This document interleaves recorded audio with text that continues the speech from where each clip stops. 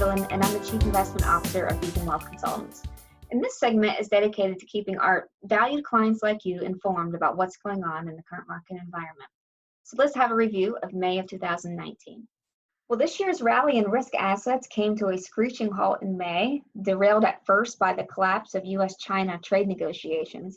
The trade negotiations that were supposed to be going so smoothly suddenly erupted into a storm of tweets, threats, tariffs, and retaliation.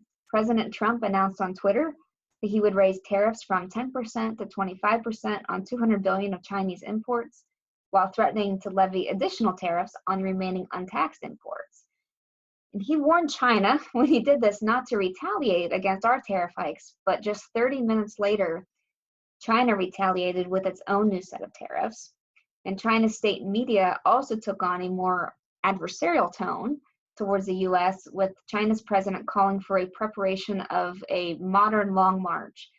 So this hardening of rhetoric on both sides stunned markets, given that the expectation going into the month of May was that a deal would be finalized in short order. And to add to that, the month culminated with President Trump announcing that new tariffs would be imposed on Mexican imports in response to the recent surge in illegal immigration. He announced a 5% tariff on all Mexican imports to be incrementally raised by 5% each month until tariffs reached 25%. And this tariff announcement was unexpected, and combined with broadly disappointing economic data releases, led to further market unease. Unsurprisingly, global equities showed over the month, with almost all of the major markets delivering negative returns. The S&P 500 index, the yellow bar there in the chart, was down 6.34% in the month of May. Small cap domestic stocks, the red bar there measured by the Russell 2000 index, was down 7.78%. The MSCI ACWI ex-US index, the gray bar, is a measure of the performance of international and emerging market stocks. It was down 5.37%. And commodities, the green bar in the end, was down 3.36% as the price of oil dropped considerably during the month of May. The Barclays Aggregate Bond Index, the only index shown on this particular chart that was positive for the month, was up 1.78%. And really what happened here was, with the backdrop of the worsening geopolitical landscape and less encouraging economic data, Treasury bonds rallied over the month, and Treasuries are a big portion of the Barclays Aggregate Bond Index.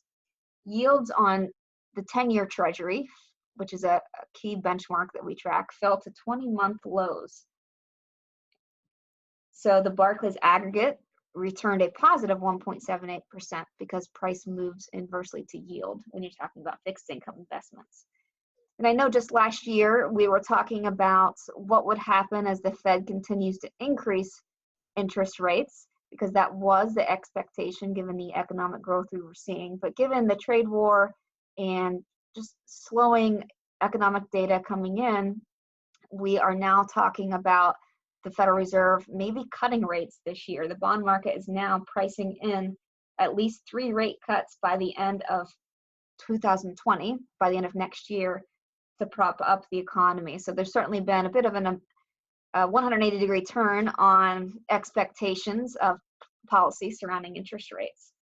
So let's take a look at this recent market movement in charts, because this was a bit of a decline over a 5-week period. What did this feel like to the investor?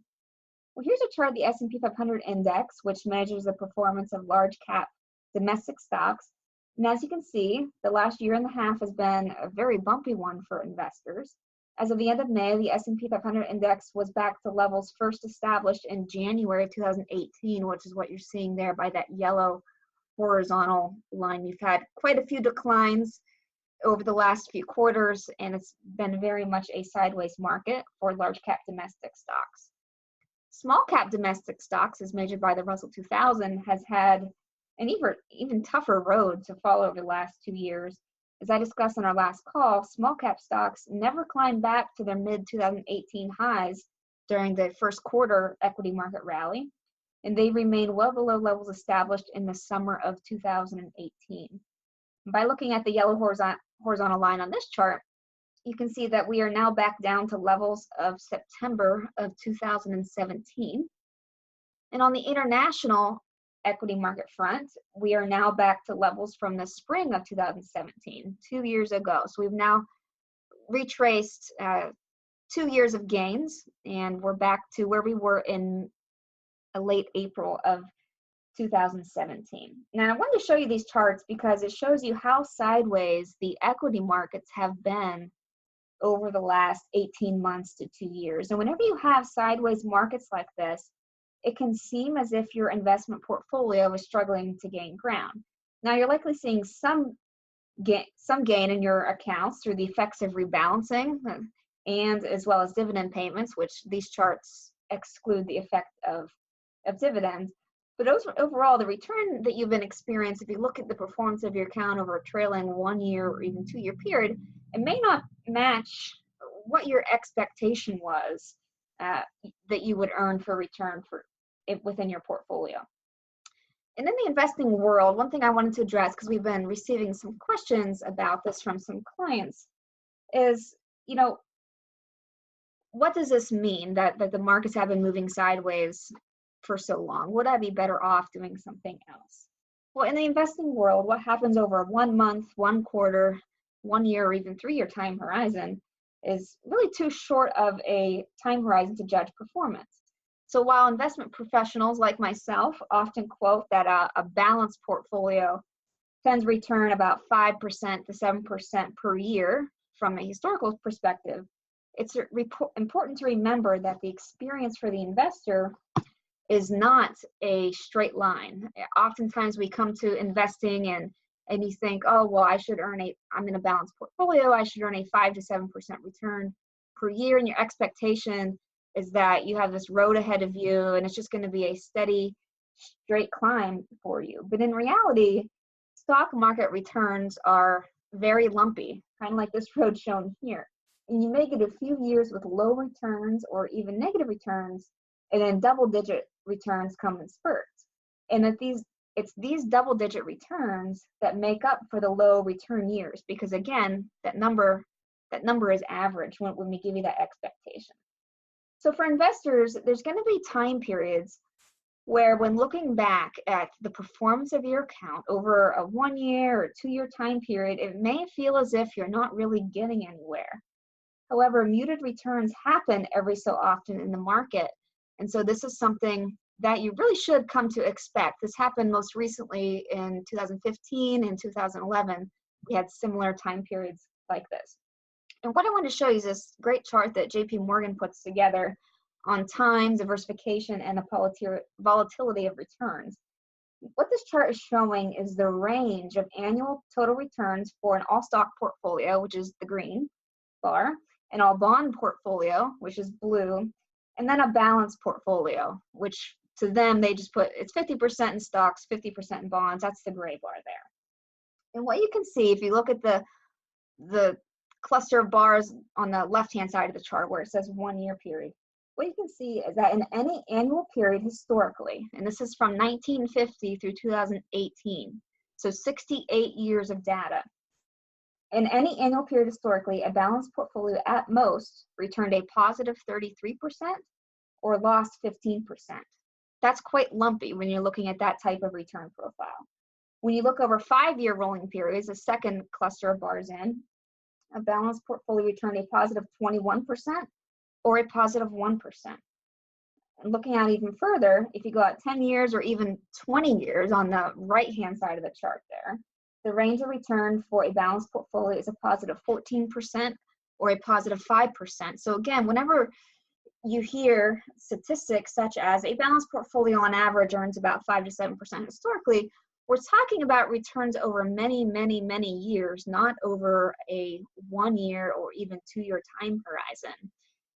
And it's important to remember this because diversification does not mean that you will have solid results year in and year out. It means that over longer periods of time, diversification will help you achieve similar returns with reduced volatility, which ultimately helps you stay the course in the face of uncertainty.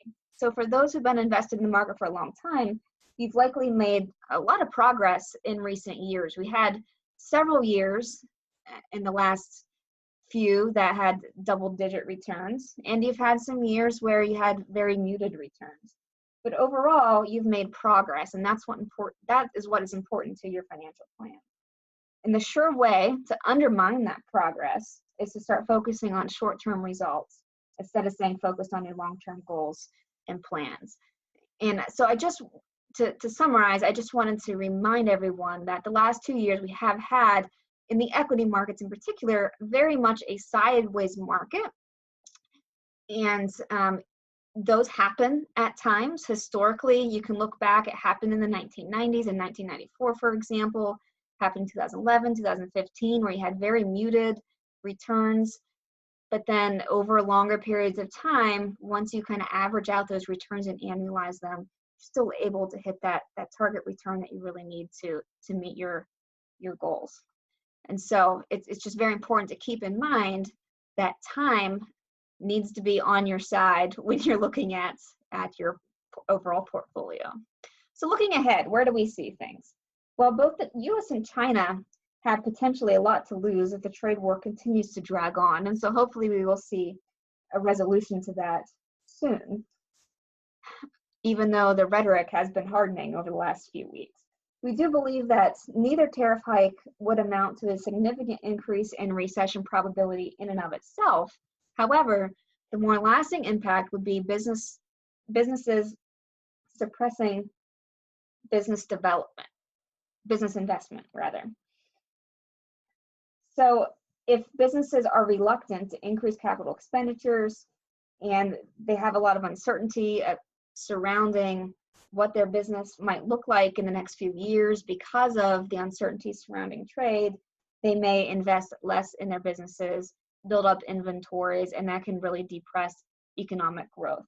And so overall, really the longer the uncertainty continues surrounding the trade war, the more damage it will cause. And so we're hoping to see a resolution to these trade issues soon, so that it doesn't cause any more damage to the overall business outlook.